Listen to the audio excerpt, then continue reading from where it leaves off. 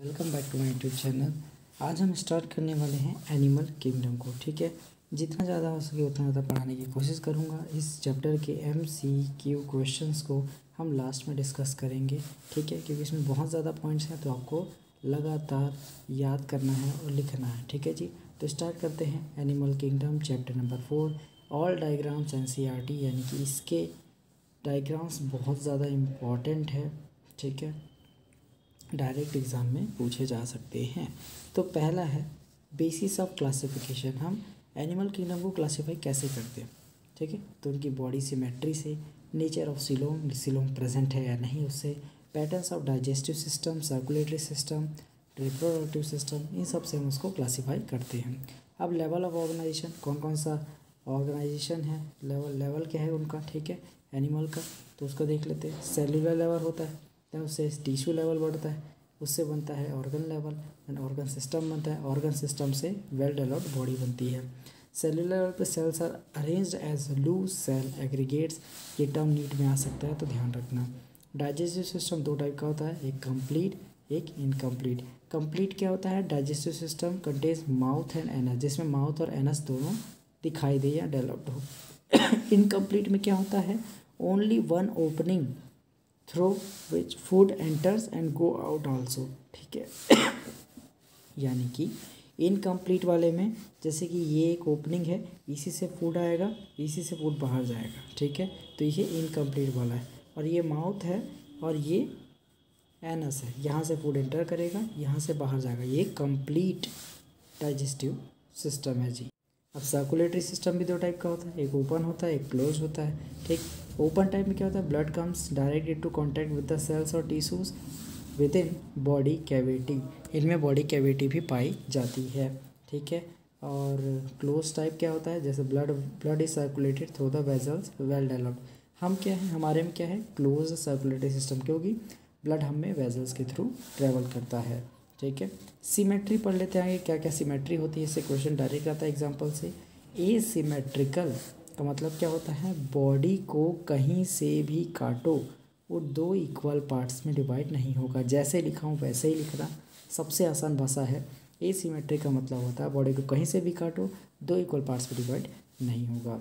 Second है radial symmetry, कहीं से भी बॉडी को काटो दो इक्वल पार्ट्स में डिवाइड हो जाएगा। ठीक है, एग्जाम्पल इसका क्या है, सीलेंट्रेटा, टीनोफोरा, एकिनोडर्मेटा, ये सब इसके एग्जाम्पल्स हैं। और ज़्यादा घुस के एग्जाम्पल जानना है तो स्टारफिश है। ठीक है जी, ऐसा है। तीसरा है बाइलेटरल सिमेट्री। ठीक, ये क्या होता है, only from fix plane cut the body and divide into two planes, यानी कि अगर मान लो ये हमारा ह्यूमन बॉडी है।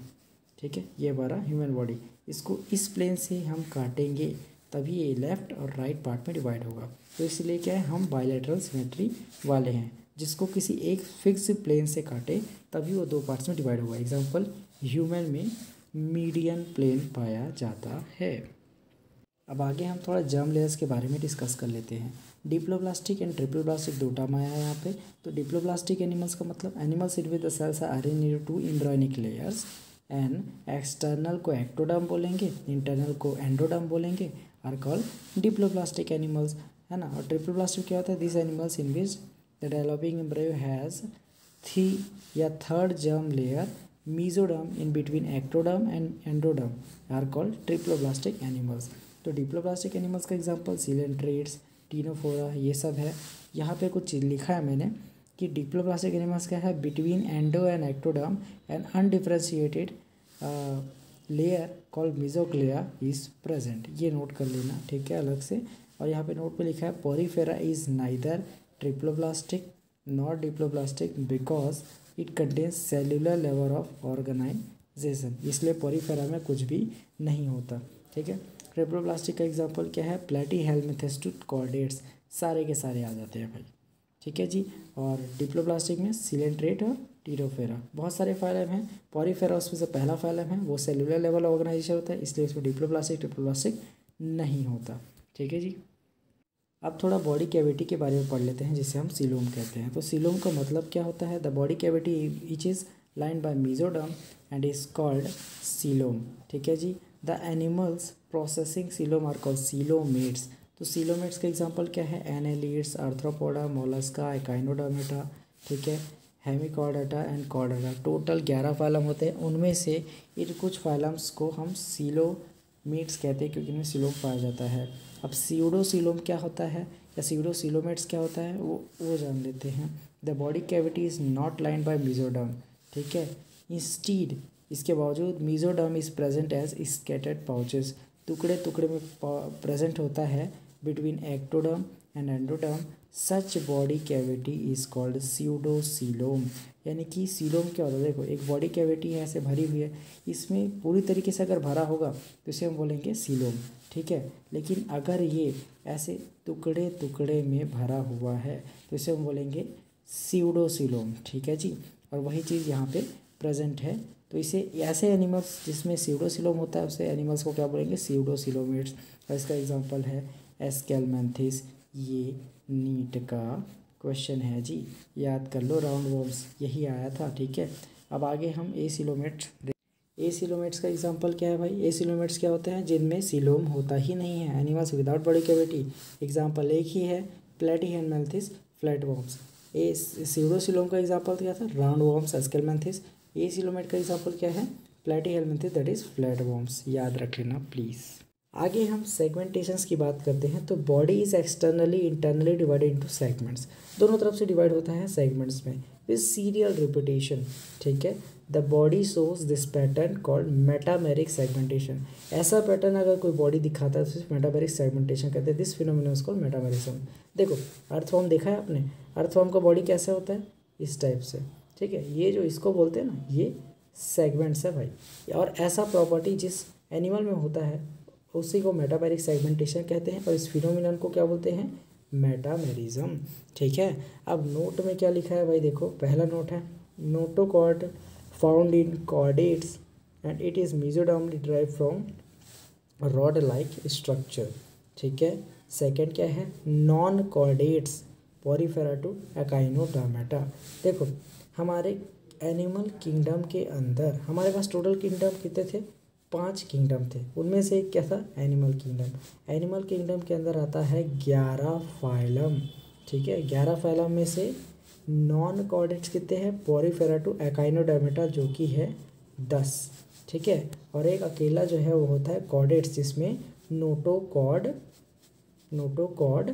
प्रेजेंट होता है, वो आगे हम डिस्कस करेंगे। लेकिन उससे पहले हम नॉन कॉर्डेट्स जो कि पॉरीफेरा से एकाइनोडर्मेटा, इनको डिस्कस कर लेते हैं, जहाँ से क्वेश्चंस मैक्सिमम नीट में पूछे जाते हैं, ठीक है। तो लेट्स स्टार्ट द वीडियो, यानी कि पॉरीफेरा पहला फाइलम एनिमल किंगडम का स्टार्ट करते हैं, ठीक है जी। तो इसके कुछ पॉइंट्स हैं। पहला तो पॉरीफेरा का डायग्राम इंपॉर्टेंट है और इसे पोर बियरर्स कहते हैं। तो सबसे पहला point, commonly known as sponges, यानी कि स्पंज तो आपने देखा होगा गद्दे वद्दे का, वही है ये पॉरीफेरा, ठीक है, जो कि समुद्र में पाया जाता है।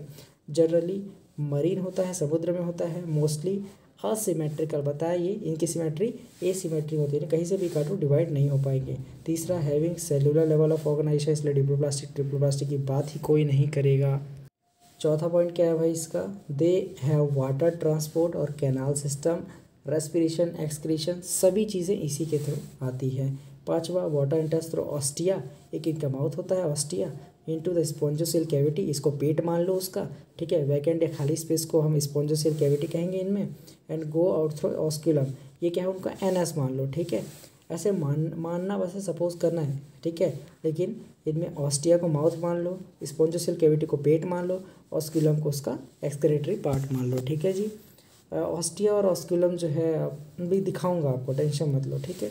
छठवां पॉइंट क्या है, कोआनोसाइट्स, बहुत इंपॉर्टेंट है। कोआनोसाइट्स और collar cell line the spongocoel canal. अब पूछोगे कौन सा पार्ट नीट में आया था, तो यही स्टेटमेंट जो है नीट में आया था। इसको लिख लो अलग से या फिर बनाते जाओ, IMP लिख देना बस, ठीक है, जैसे लिखा हूँ मैं। सातवां point, body is supported by skeleton made up of spicules और स्पॉन्जिन फाइबर्स, ये भी नीट का क्वेश्चन है, जिसमें IMP लगाऊँ वो सब नीट का क्वेश्चन है, ठीक है। आठवां पॉइंट, दे आर बाइसेक्सुअल और हर्माफ्रोडाइट। बाइसेक्सुअल को एक और टर्म दिया गया हर्माफ्रोडाइट, क्योंकि फर्टिलाइजेशन क्या है इसमें, अरे फर्टिलाइजेशन भी इंटरनल होता है इसमें, ठीक है, और बाइसेक्सुअल भी होते हैं। Development is indirect having larval stage है। देखो डायरेक्ट डेवलपमेंट क्या होता है, हम ह्यूमन हैं, ठीक है, बेबी से सीधा एडल्ट हो गया, ठीक है, बीच में कोई लार्वा स्टेज आया नहीं आया। लेकिन फ्रॉग में होता है, फ्रॉग में पहले वो टेडपोल होता है, ठीक है, टेडपोल होता है जो कि लार्वा होता है, उसके बाद वो एडल्ट फ्रॉग में बदलता है, इसको हम लार्वल स्टेज बोलते हैं। तो वैसे ही पॉरीफेरा में भी क्या होता है, डेवलपमेंट इनडायरेक्ट होता है क्योंकि लार्वल स्टेज होता है उसमें। लास्ट पॉइंट क्या है, simplest type canal system, simplest type of canal system in porifera is of ascon type, ascon type है, ठीक है, ये होता है, ये लिखा हुआ है simplest type canal system in porifera is of ascon type, ठीक है, डायरेक्ट पूछ सकता है नीट में, तो ध्यान देना, ठीक है। अब यहाँ पे हमने एग्जांपल में दिया है sycon, scypha, spongilla, fresh water sponge and Euspongia, bath sponge. Direct question NEET में आता है। अब मैंने बताया था ऑस्टिया और ऑस्क्यूलम आपको दिखाऊंगा, तो ये एक साइकॉन का डायग्राम है जिसे स्काइफा भी कहते हैं, तो उसका क्या है देख लो ध्यान से। ऑस्क्यूलम एक्सक्रीटरी ऑर्गन, ऑस्टिया ये माउथ हो गया, स्पॉन्जोसेल कैविटी ये उसका पेट हो गया, यानी कि ऑस्टिया से एंटर करेगा फूड, ठीक, स्पॉन्जोसेल कैविटी में स्टोर होकर रहेगा और ऑस्क्यूलम के थ्रू बाहर निकलेगा। That's all about Porifera. अब आगे हम सिलेंट्रेटा के बारे में डिस्कस कर लेते हैं, जिसे हम नाइडेरिया भी कहते हैं, ठीक है। और नाइडेरिया को हम क्या बोलते हैं, नेमेटोसाइट्स प्रेजेंट, इसलिए हम इसको सबसे ज़्यादा इसी से पहचानते हैं, नेमेटोसाइट से, तो ये ध्यान रख लेना, ठीक है। तो पहला, दे आर रेडियली सिमेट्रिकल, ये रेडियल सिमेट्री होता है, बता चुका हूँ क्या होता है रेडियल सिमेट्री, एंड डिप्लोब्लास्टिक होते हैं, ये भी बता चुका हूँ टर्म को, ठीक है। Second, the name Cnidaria derive from the cnidoblast और नाइडोसाइट्स which contain stinging capsules or nematocytes present on the tentacles of the body। तीसरा क्या है, hydra have nerve cells but brain absent होता है, नीट बहुत बार पूछा गया है, ये ब्रह्मास्त्र है आपके लिए, ये इस चैप्टर का सबसे इम्पॉर्टेंट क्वेश्चन है। Hydra have nerve cells but brain absent होता है, ये कई बार नीट में पूछा है और आगे भी पूछेगा।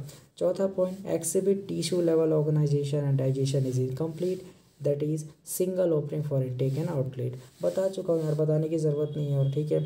सम of the cnidarians example, corals have skeleton compose of calcium carbonate, ये इंपॉर्टेंट है, थोड़ा पढ़ लेना, ठीक है।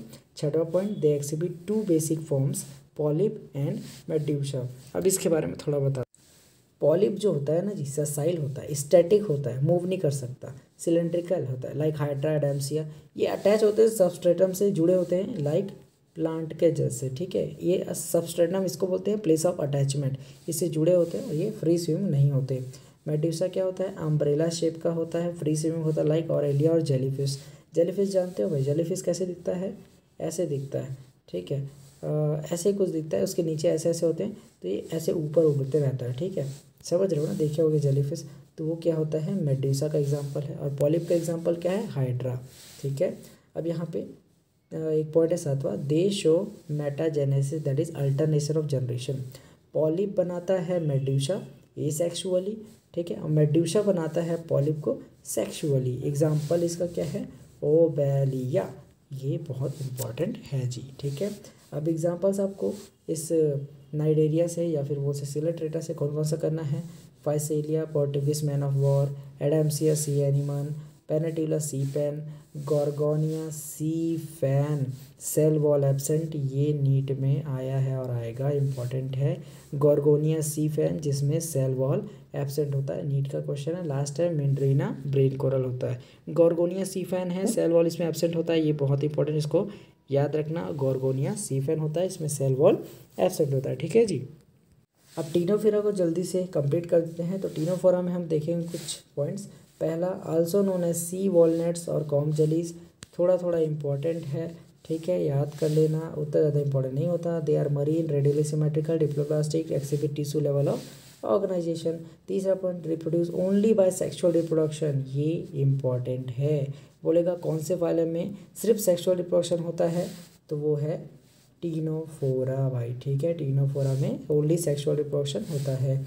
एक्सटर्नल फर्टिलाइजेशन, बॉडी के बाहर जो फर्टिलाइजेशन होता है वाटर वगैरह में, उसको एक्सटर्नल फर्टिलाइजेशन बोलते हैं। दे शो बायोल्यूमिनेंस, यानी कि अपने अंदर से लाइट इमिट करने की प्रॉपर्टी, मैं पहले भी बता चुका हूँ, अभी भी बता रहा हूँ, प्रॉपर्टी टू एमिट लाइट, ठीक है, बायोल्यूमिनेंस बोलते हैं। छठा point, they have 8 external rose of chelated complex that help in locomotion, ये भी इम्पॉर्टेंट है, नीट में आने लायक है।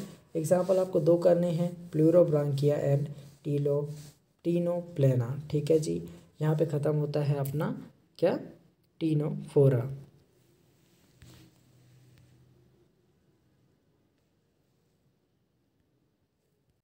अब प्लेटीहेल्मिंथेस को भी जल्दी से देख लेते हैं। फ्लैट वॉल्स बोलते हैं, ठीक है। पॉइंट्स इंपॉर्टेंट है, दे हैव डॉर्सोवेंट्रली फ्लैटेंड बॉडी, यानी कि इनकी डॉर्सल बॉडी ऊपर की और नीचे की बॉडी आप पहचान सकते हो, इसलिए डॉर्सोवेंट्रल बोलते हैं। They are mostly endoparasites found in the animals including human beings. ये पैरासाइट होते हैं, वो भी एंडोपैरासाइट, यानी कि हमारे बॉडी के अंदर जब मलेरिया वगैरह होता है ना, प्लाज्मोडियम, तो वो उस तरीके से ये भी पाए जाते हैं जो कि डिसीज कॉज करते हैं। तीसरा, they are bilateral symmetrical triploblastic acoelomate animals with organ level of organisation. चौथा क्या है, hooks and suckers present in the parasitic form. ठीक। पांचवा बहुत इंपॉर्टेंट, नीट में कई बार आया है, flame cells help in osmoregulation and excretion. NEET में कई बार आया है, ये स्टेटमेंट आपको माइंड में छप जानी चाहिए भाई। ठीक है। छठवां, sexes are not separate, that is bisexual होते हैं, फर्टिलाइजेशन इंटरनल आती है। एग्जाम्पल क्या है इसका, टेप वॉर्म, लिवर फ्लू, ये 2 एग्जाम्पल हैं। टेप वॉर्म क्या होता है, टीनिया सोलियम होता है। अब यहाँ पे एक छोटा सा नोट है, वो कर लो।